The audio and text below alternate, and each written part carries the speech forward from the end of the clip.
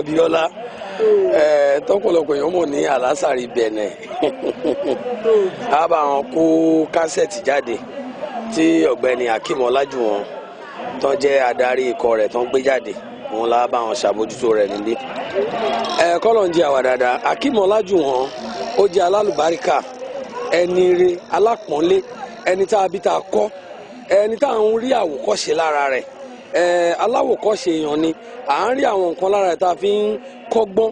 Ẹ pè é síbì kan, ẹ pè á wá, á ṣe gẹ́gẹ́ bí ọmọlúwàbí ọmọ Yorùbá tá a kọ́, tá a bí tá a kọ́ tó gbẹ̀kọ́.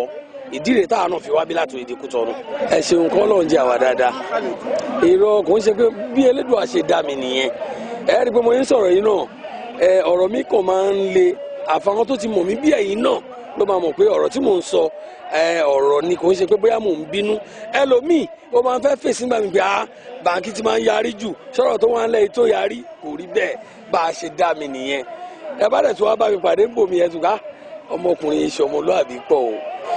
DFTV Yorùbá tiwantiwa iléeṣẹ́ yín ò ní jóná, ní kó wọlé, ní rí ogun alágbèdá, ga jù báyìí lọ torí ó ti pẹ́ tá a ti ń retí àwọn nǹkan kan tó lè máa gbé Yorùbá lárugẹ lórílẹ̀‐èdè yìí. Torí èmi náà àwọn nǹkan kan lọ́wọ́ tí mo máa ń sọ pàápàá nígbà tí mo wà lórí Gulf Radio, mo ọ̀pọ̀lọpọ̀ ò mọ̀, ṣùgbọ́n tá a bá ní ká ṣàlàyé fúnra wa máa ń jẹ́ kó yí àwọn èèyàn pé 85%